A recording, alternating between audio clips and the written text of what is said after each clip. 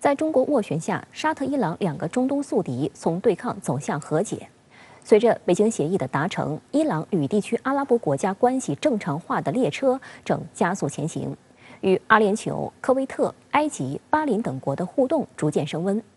美国前国务卿基辛格日前接受美媒采访时认为，沙伊复交是中东战略格局的重大变化。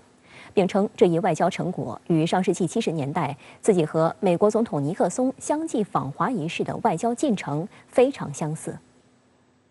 当地时间3月16号，伊朗最高国家安全委员会秘书沙姆哈尼抵达阿联酋，开始为期1天的访问。据伊朗国家通讯社报道，阿联酋总统阿勒纳哈扬当天在会见沙姆哈尼时宣布，阿联酋准备与伊朗消除误解，并在各领域将双边关系提升到最高水平，希望此访为两国关系掀开新的一页。阿联酋国家安全顾问阿勒纳西安表示，与伊朗发展温暖的兄弟关系是阿联酋的优先事项之一。他提出，两国应加快在银行、过境、能源、运输、医疗和投资等领域的交流合作。这被视为是伊朗与海湾国家关系改善的又一新迹象。伊朗舆论还形容此访具有里程碑式意义。在此之前的3月10号，伊朗和沙特阿拉伯在中国的斡旋下达成了历史性的和解协议。当时，阿联酋外交部长就在社交平台上表示，兄弟般的沙特阿拉伯和伊朗恢复关系是该地区走向稳定和繁荣的重要一步。伊朗官方希望通过与阿联酋会谈的积极影响，完成与埃及、约旦和巴林的关系链。有消息人士称，伊朗和巴林正在没有第三方调解的情况下，就恢复两国关系进行重要双边谈判，将很快公布积极成果。另有分析指，中东地区其他一些热点问题也或迎来降温解决的契机，比如目前也门、叙利亚内战可能迎来转机。石油输出国组织的凝聚力可能变得更强，作用更大。更加团结的中东国家可能给巴勒斯坦更有力支持，从而推动巴以问题解决。不过，观察人士也警告，一些国家可能并不愿意看到中东局势的改善，或会在中东内部挑动矛盾，从外部施加强压，以干扰破坏沙伊和解。这是包括沙伊在内的中东各方需要警惕和抵制的。恢复外交关系肯定是很快就会影响到整个海湾地区的。因为在海湾地区，伊朗和沙特是最大的两个国家。伊朗在海湾的北部，沙特在海湾的南部。伊朗和沙特的经济规模在海湾地区是最大的，人口规模也是最大的。那么伊朗呢，下边有一批他的什叶派的小兄弟，沙特下边也有一批逊尼派的小兄弟。最重要的就是海合会6国，所以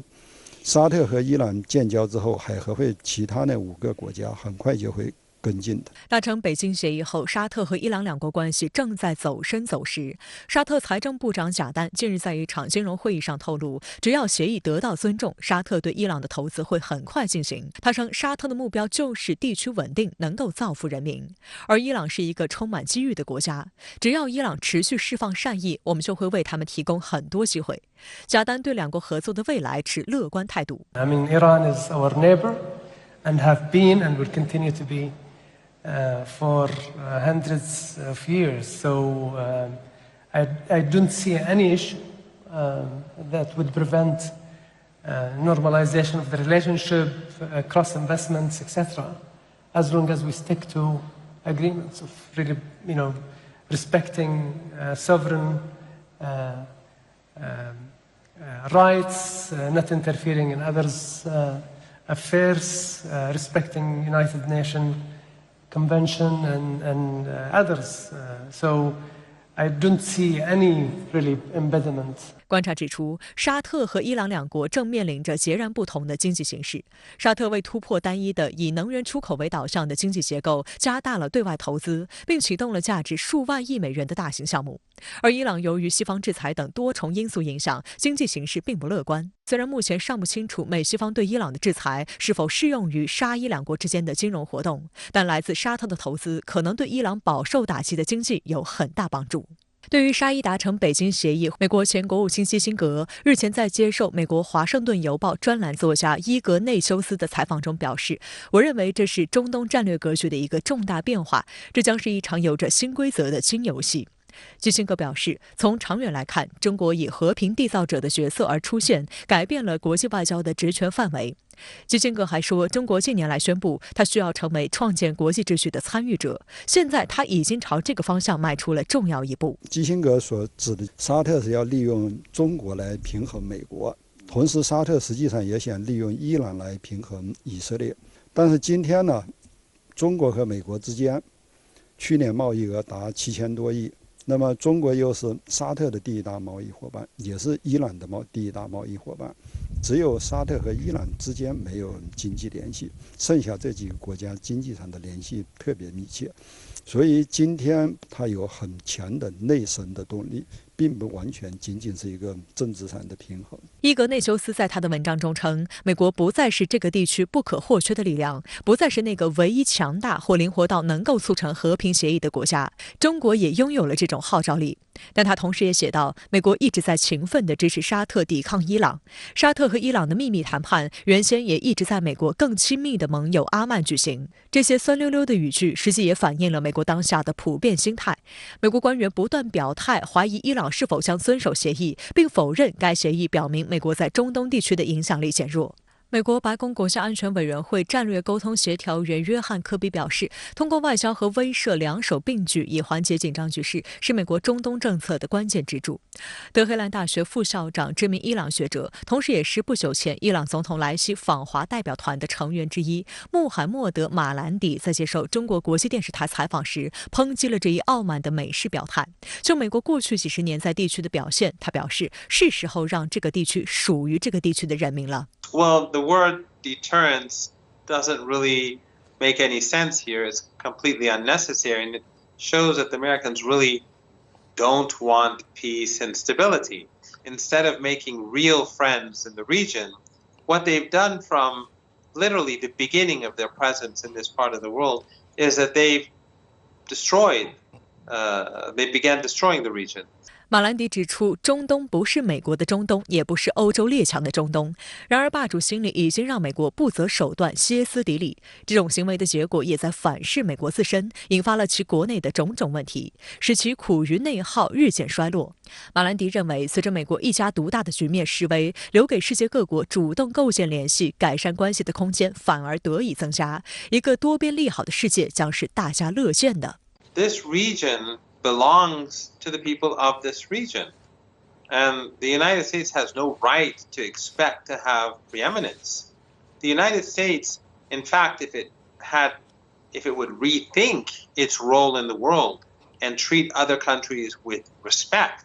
and as equals, the United States would benefit a great deal more from its presence in this region. Instead, what we've had is that the United States, because it demands preeminence. 西班牙媒体评论称，中国的这次调解无疑是对美国施压式外交的一记耳光。美国在中东向来是用导弹和制裁来为其大使及和平特使开路。美国《华尔街日报》本月11号称，中国成功斡旋，标志着中东地区开启新时代。新现实是，在美国日益关注乌克兰和亚洲的当下，中东地区正在努力解决过去的冲突和紧张局势，过往的地区分裂正在翻篇。多年来，中国一直在展示中方努力与美方的不同之处，那就是中国能同当事各方都谈得来，而且不会搞人权说教。俄新社题为《后美国世界已在中东开始》的文章称，中东地区不再信任美国，因此他们非常重视调整自己的战略，与其他全球大国发展关系。新的游戏在中东地区集中的体现就是美国的影响力在下降，中东这些主要的国家，他不想把所有的鸡蛋都放到美国这个篮子里，所以过去2年中东地区形成一个很突出的变化，就是主要国家都在进行外交上的独立自主。继接待韩国总统尹锡悦访日后，19号起，日本首相岸田文雄将访问印度，并与印度总理莫迪共同出席印度日本年度峰会。在峰会上，岸田预计就推进所谓自由开放的印太地区发布新计划。岸田为何选择在印度发布这一新计划？该计划暗藏了日本的哪些野心？日印间又有哪些谈不拢的话题？来看报道。据日本时事社报道，岸田文雄将于19号上午出发前往印度首都新德里，当天晚些时候与莫迪举行会谈。岸田文雄此次出访印度创下多个第一次，既是印度今年首次迎来外国政府首脑的访问，也是岸田文雄自去年10月4号正式就任日本首相以来的第一次双边访问。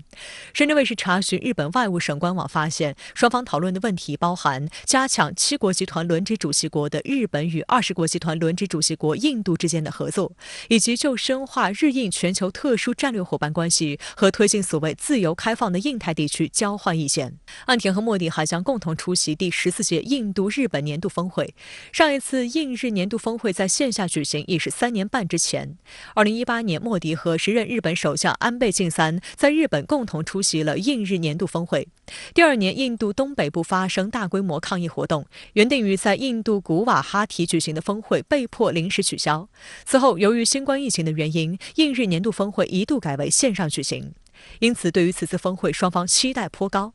印度外交部在17号的一份声明中表示，印度和日本在特别战略和全球伙伴关系框架内进行了多方面的合作。此次峰会将为双方回顾和加强两国在各领域的合作，并就地区和全球性问题交换意见提供机会。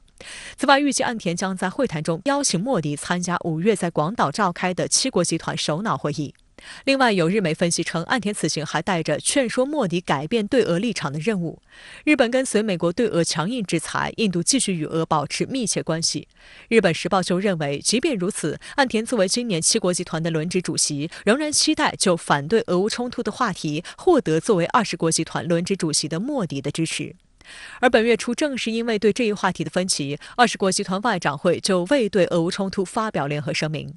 不过，日本西刊富士则认为，这次岸田的访问主要是为了扳回林芳正的严重失态。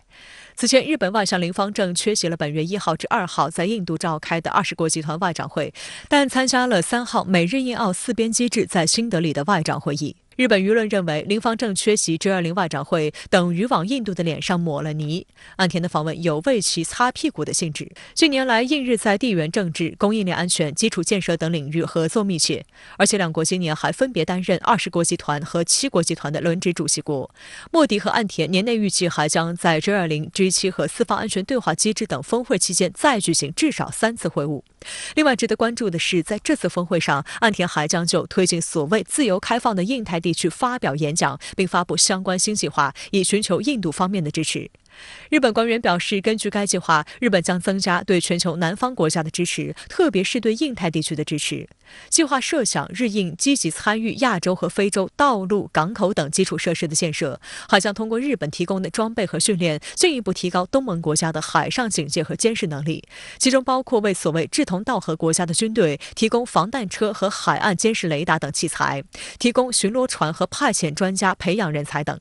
不少日媒认为，这一计划对冲中国影响的意味明显。17号的外交部记者会上，发言人汪文斌在回答相关提问时就表示，亚太地区不是地缘博弈的竞技场，有关国家之间开展合作，应有利于增进地区国家间的相互理解与信任，有利于维护地区和平与稳定，不应针对第三方或损害第三方利益。某些国家把所谓印太的自由开放调门唱得老高，实际做的却是在打造走向阵营对抗的小圈子。中方对此类行动计划不感兴趣。我们关切的是，某个国家想在太平洋搞核污染水自由排放的计划。有分析认为，日本之所以选择在印度发布这一计划，是因为印度是国际社会中存在感渐强的全球南方国家中的典型代表，也是美日印澳4边机制成员。岸田有意通过这次行动吸引海内外目光，加强与南方国家的关系。另外，印度还是日本海外发展援助的最大受援国。日本援建的孟买爱哈迈达巴德高铁、专用货运走廊、地铁等基础设施项目正在建设中。2017年，两国还创建了亚非增长走廊，一度被认为是为了对冲中国的一带一路倡议。现在的这个岸田文雄的政府呢，实际上这个对印度日本关系的发展呢，是继承了安倍时期的这次。尤其是针对所谓全球南方呢，这个印度和日本共同协调政策呢，具有很强的平衡中国在亚非拉国家的影响力的这样的一个诉求。这个日本在中国的东边，然后印度在中国的西南边，所以呢，东西两头啊，他们联手呢，共同打造一个所谓多极亚洲的这个诉求啊，这是战略上。从经济合作上呢，这个日本发现啊，或者说也有意呢，把印度作为中国市场的一个取代啊。然后从印度的角度来说呢，就是日本的高科技啊，还是印度非常期待的。但在日本出海的商界人士看来，做生意并非地缘政治。日经中文网9号报道称，日本海外建设协会会长向川善郎表示，近年来由于建筑材料价格暴涨、日元不断贬值、美元升值等因素，日企的海外工程陷入高风险低回报状态。而中国建筑企业不仅在海外的营销能力出色，而且带着中国工人来施工，在确保建筑工人方面具有明显优势。不过，除了互相竞争之外，日本企业和中国建筑公司之间在海外也有越来越多的合作，例如在新加坡通过合资企业获得地铁项目的订单等。相关话题来连线特约评论员刘和平。刘先生您好，您认为岸田这次访问印度有哪些值得关注的看点呢？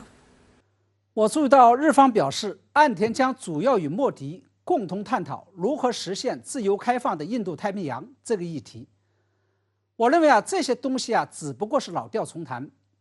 岸田这次访问印度，真正的看点是这么2个：第一个是，由于接下来日本将会是7国集团会议的轮值主席国，而印度则是20国集团会议的主席国，因此岸田将与莫迪探讨如何加强 G7 与 G20 合作的议题，也就是要打通 G7 与 G20 这2个集团之间的分歧与隔阂。或者说要让 G20 最终 G7 化。我们知道 G7 与 G20 的区别，不仅仅是在于前者是一个纯粹的富国俱乐部，而后者纳入了相当一部分发展中国家。而且更为关键的是，从价值观念、意识形态和政治制度上来说，前者具有高度的趋同性，同时都是美国的盟友，是不折不扣的西方集团。正是因为这个原因，在几乎所有重大国际问题上，尤其是在俄乌冲突问题上， G7 的立场几乎都跟美国保持了一致，而 G20 内部则存在着明显的分歧。所以岸田这次访问印度的重要目的之一，就是要劝说印度利用印度轮值主席国的身份，在俄乌冲突问题上让 G20 的立场跟 G7 保持一致。第2个看点是，岸田将亲自邀请莫迪出席 G7 会议。在所有发展中国家领导人，包括金砖国家领导人中，只有莫迪享受了这一待遇。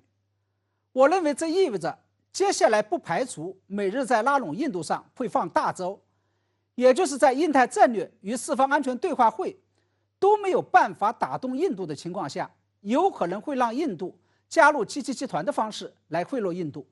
据报道，岸田有意在与莫迪的会谈中主张基于法治的国际秩序重要性，并在应对乌克兰危机等领域呼吁合作。对此您又怎么看呢？我认为，首先岸田的这个说法有含蓄的批评印度的意味在里面，也就是批评印度没有旗帜鲜明地站在西方国家一边，尤其是在俄乌冲突问题上没有跟随西方一道制裁俄罗斯，反而大肆购买俄罗斯的廉价石油，导致西方国家对俄罗斯的制裁被大大打了折扣。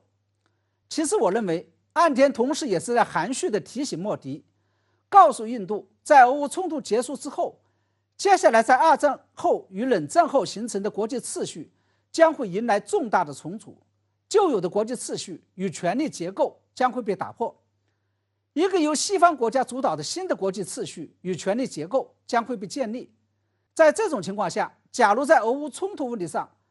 印度仍然不倒向西方，那将来新的国际秩序建立，重新分蛋糕的时候，印度就将会被边缘化。好的，谢谢刘先生在线与我们分享您的观点，谢谢。美国与菲律宾正在举行代号为“盾牌”的联合军演，其中尤其引人关注的是，两国计划在中国黄岩岛附近展开夺岛等多个敏感科目的演练，给本已平静的南海局势再添不稳定因素。此外，美菲肩并肩联合军演也将于4月开启。此次演习也是两国有史以来规模最大的联合演习。尽管美菲联合军演发言人声称演习不针对任何国家，但半岛电视台网站的文章指出，美国投入1万多士兵参演，制造矛盾，拉拢地区国家，遏制中国的用意昭然若揭。今年的美菲盾牌联合演习分为2个阶段，以全面展开的是以实战为主的第1阶段演习，时间是从3月13号至4月4号。第2阶段演习预计在下季度进行。在第1阶段演习中，美菲分别派出1500名士兵操练实弹射击等科目。值得注意的是，在中国黄岩岛附近，非美两军划定了禁航区，美军计划使用包括海马斯多管火箭炮演练击沉海上设置的靶船。据联演发言人洛吉科透露，击沉靶船的演习地点将设置在距黄岩岛约185公里的地方，也就是黄岩岛和吕宋岛之间海域靠东的某个海域。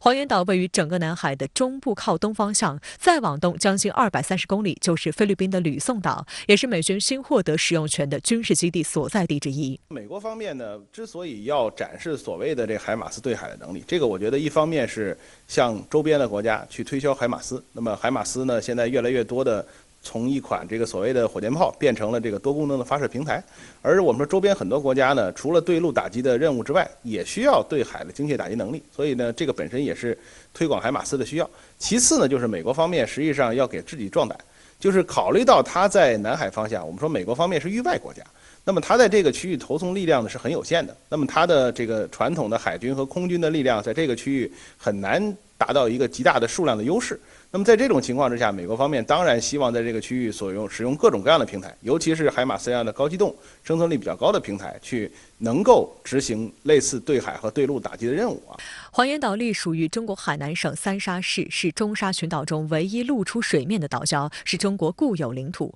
并于1990年3月在黄岩岛设立主权标志。但在1997到2012年间，黄岩岛一度被菲律宾霸占。在经过2012年的黄岩岛事件后，中方重新掌握对该岛的控制。在此之后的2014年和2015年，美菲都在距离黄岩岛200多公里处进行联合演习。而在杜特尔特政府时期，中菲在黄岩岛问题的分歧有所缓和。但菲陆军总司令布劳纳13号在军演开幕式上就表示，与美军举行盾牌联合军演的目的就是要提高菲律宾军队保护领土不会受到外部威胁的能力，同时强化菲美之间的防务关系，在印太地区加强与美军的协同作战能力。美菲的这种盾牌的这种演习那么从它的这种主题来说那么盾牌嘛就是防御但是这种盾牌会不会从这种防御转为这种进攻，也就是说从这种盾牌的演习是否会转化为利剑这么一个演习，还是值得观察了。也就是说，在我们不反对任何基于双边利益的这种军事的合作，但是我们反对的是针对第三方的这种军事的这种合作，因为这个是对地区的和平与稳定是造成一个破坏性的一些影响，也不符合当今世界的一个潮流。而随着海马斯多管火箭炮在乌克兰战场上大放异彩，美军就发现了海马斯这种远程火箭系统的作战价值。这次演习不是美军第一次将海马斯等武器装备部署到菲律宾，特别是美海军陆战队已经着手研究将海马斯与 F-35隐身战机搭配使用的战法，以此来打击陆上、空中和海上目标，并且在日本和菲律宾进行部署及进行相关训练。虽然这次盾牌演习并没有透露是否使用的是 F-35战机，但是在未来潜在的冲突中， F-35搭配海马斯的组合是很可能会出现的。另据菲律宾空军公布的消息，美国空军2架 F-22战斗机13号首次降落在菲律宾的克拉克空军基地。F-22A 猛禽战斗机是美军现役最先进的重型隐身战斗机，被视为战略级武器，通过海外部署传递一些信号，因此其海外部署行动备受外界关注。该机曾多次轮驻日本参加美韩军演。其实盾牌演习只是美菲今年军事联演的一道前菜。美菲联合军演发言人14号表示，2023美菲肩并肩联合军演将于4月11号开启，为期18天，地点定在吕宋岛北部以及巴拉望岛。据悉，此次演习也是两国有史以来规模最大的联合演习，共有参演兵力1.76万人，其中美军占1.2万人，还有来自澳大利亚和日本的军事人员参加。值得注意的是，今年美菲两军将首次在海上展开实弹射击、操练网络防御等科目。据菲律宾媒体报道，在海岸防空演习中，美国陆军将首次出动爱国者反导系统。尽管美菲联合军演发言人声称此次演习不针对任何国家，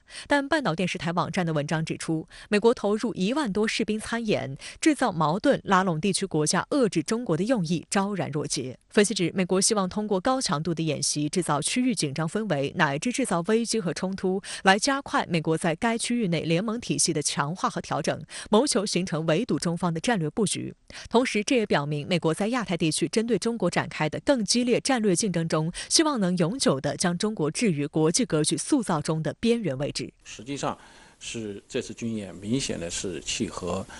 美军在区域中的一些战略的目标试图呢刺激这个地区的一些军事对抗的一些意味。实际上，某种程度上说，挑衅性是非常的明显的，试图将菲律宾绑架在美国在地区中的这种战车上。实际上，这个是对地区国家是极为不利的。这一次的不但扩大规模的这种联合的军演呢，毫无疑问呢，会对南海的和平与稳定是不利的，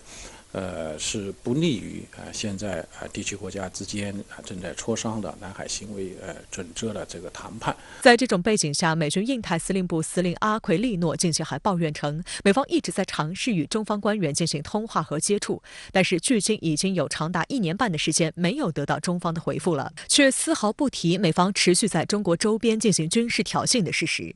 美国防部发言人更是倒打一耙，称中国曾对许多国家飞机及船只进行骚扰。美方致力于扩大与菲律宾、澳大利亚、日本在内的盟友的双多边合作，保持国际海上通道和空中通道畅通。对此，国防部发言人谭克飞在16号回应称，中国军队言出必行，依法依规处置与外军海空相遇情况，始终做维护世界和平的坚定力量。值得注意的是，在和平与安全问题上，美方依仗自己的军事霸权力量，在世界各地动辄制造胁迫、封锁、战争，肆意拉帮结派搞小圈子，煽动对立对抗，成为世界和地区和平稳定的最大威胁。我们要求美方立即停止发表不负责任的言论，停止对中国军队的造谣抹黑，停止借所谓中国威胁挑拨地区国家间关系。相关话题来连线特约评论员石红。石先生您好。美菲之间开始进行密集军演，并且根据外媒报道出现了很多新特点，比如首次在海上实弹射击科目 F-22隐身战斗机首次在菲律宾降落，首次由爱国者防空导弹系统进行防空演习等。您对此有何分析？美菲联合军演表面上看是旨在提高美菲两军的联合作战能力，实质上是美军借此演练武装介入南海的新战法。菲律宾军队呢只是打酱油的角色，因为菲律宾军队在作战思想、装备、训练等方面都与美军相差甚远，根本不具备与美军进行联合作战的能力。看看演习所要进行的重点科目：海马斯火箭炮对海实弹射击并击沉靶船，爱国者防空系统进行防空演习，全都是美军自导自演，菲律宾军队呢连边都沾不上。之前呢，美菲已经达成协议，美国将在菲律宾新增4个基地。这将使美军在菲律宾的军事基地总数呢达到9个，而且呢这些基地全都是冲着南海、台海来的。因此美军呢通过美菲联合军演的名义，演练美军必要时快速在菲律宾部署以及武力干涉南海、台海的新战法。也就是说，美国的真实意图呢是以演习为名，不断加强美军在菲律宾的军事存在。美国现在看上的是菲律宾特殊的地理位置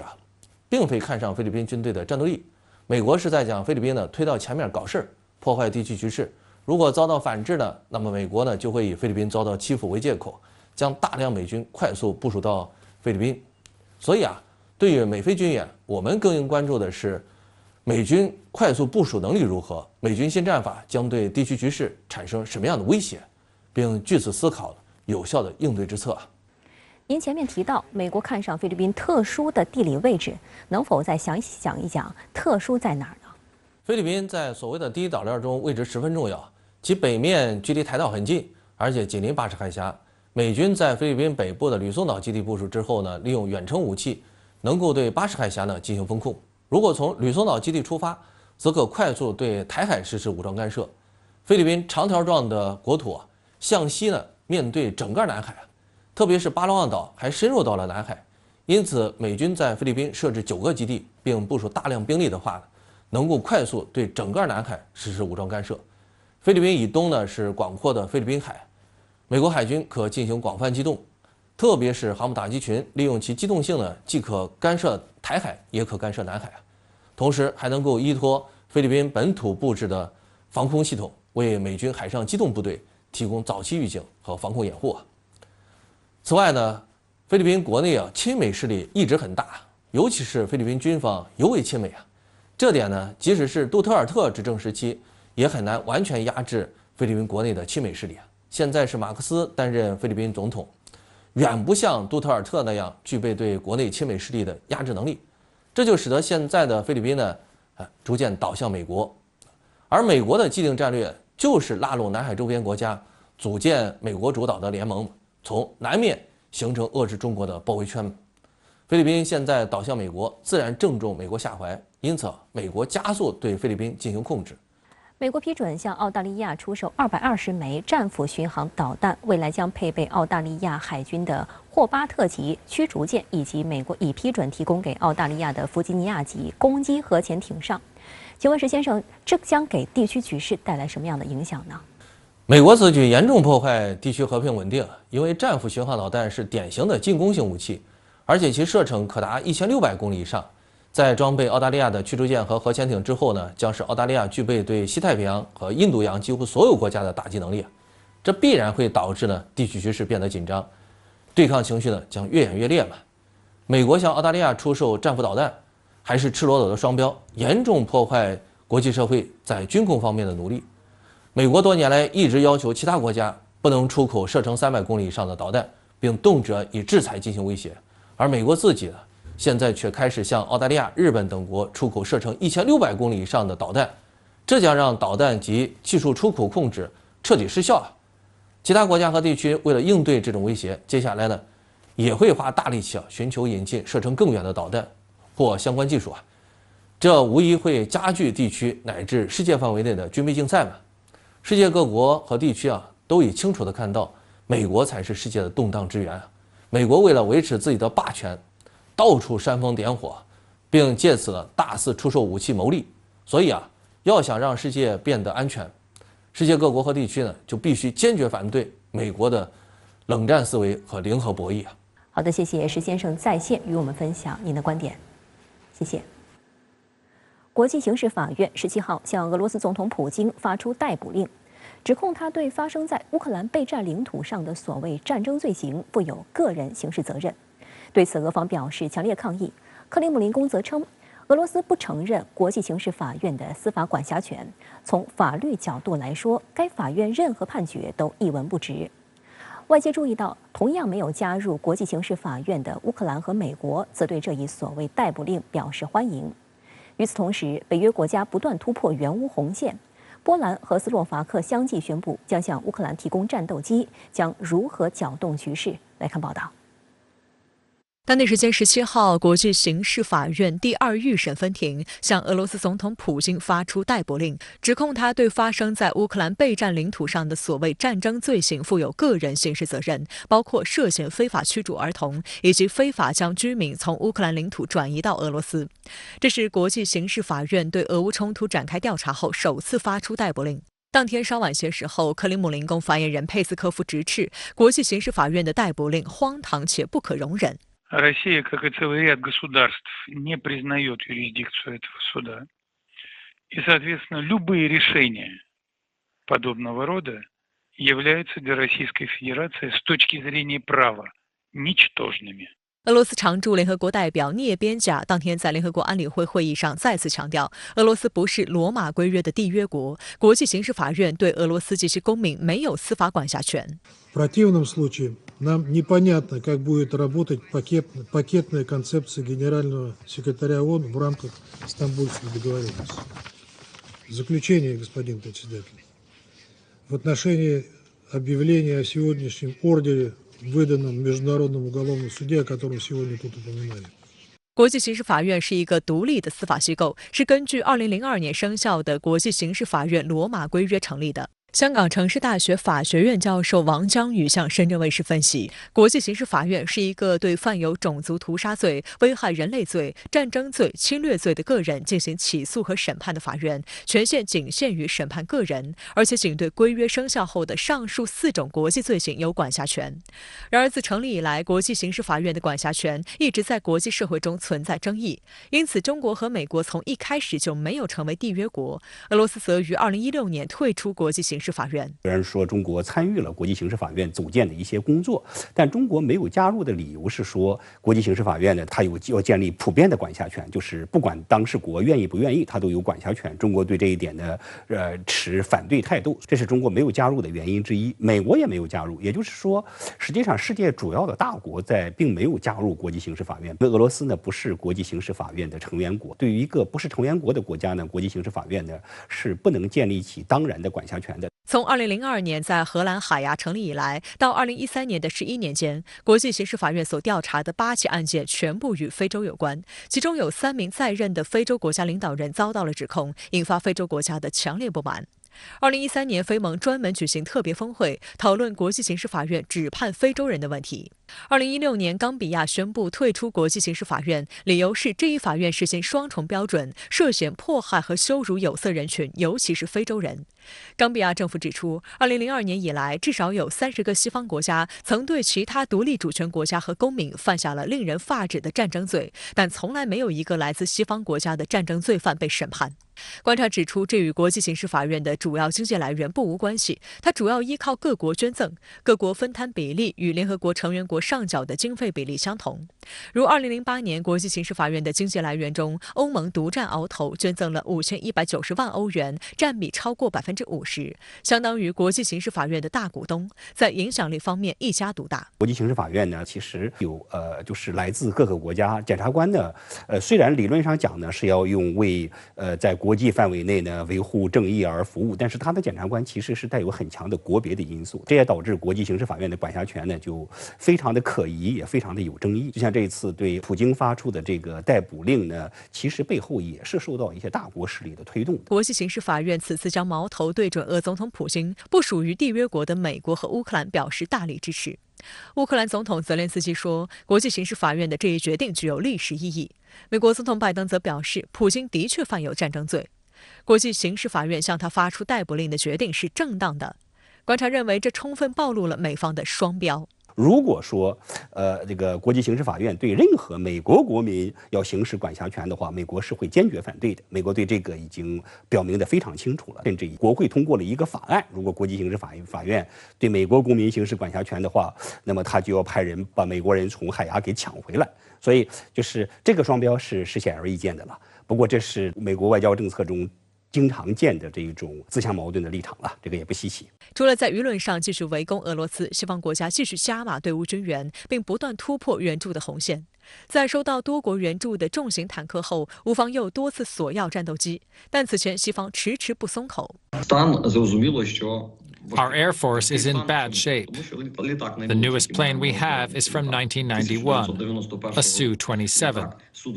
The planes we still have in operation are twice as old as the pilots. 近日，北约国家波兰和斯洛伐克相继宣布向乌克兰提供米格29战机。斯洛伐克称将援助乌克兰13架米格29战机以及部分防空导弹系统。波兰则表示，华沙将向乌克兰提供10多架米格29战机，首批4架将在几天内交付。波兰总统杜达声称，米格战斗机是乌克兰飞行员如今可以在不接受额外训练的情况下操作的飞机。俄总统新闻秘书佩斯科夫警告称，俄罗斯将摧毁这些战机。他还一针见血地指出，波兰、斯洛伐克的行为是北约成员国加深直接介入冲突程度的又一个例子。他们似乎是在处理旧的不必要的装备，这并不会影响俄乌战事结局，却会给乌克兰带来更多麻烦。国务院发展研究中心欧亚社会发展研究所学术委员盛世良直言，相关战机的到来难以改变局势。这2个国家要提供的是他们以前在华约的时候，拿到的米格29战机。实际上呢，这2个国家已经加入北约以后呢，根本就不使用这些战机，这些战机是封存着的。实际上，这是一个宣言性质的东西。但法国新闻网站情报在线透露，法国将对乌克兰飞行员进行培训，以便日后向基辅提供幻影战斗机。而芬兰、荷兰等国则正在考虑向乌克兰提供战机。当然，美国西方呢现在对乌克兰的军援呢是不断的提质加量，就是这个武器呢越来越杀伤力越来越大，从原来的防御性武器到进攻性武器，到进攻性的重武器。第一步呢，先把那个东欧国家原来有的苏式装备提供给乌克兰，再加下面呢很可能还在考虑是不是提供美制的 F-16。但乌克兰呢现在一个飞行员缺乏，还有一个呢，熟练掌握西方飞机要相当长的时间。对于乌克兰的这个冲突呢，能够起到咱们叫拱火啊，那个递刀子的作用，但是呢，不会有一个根本性的转变。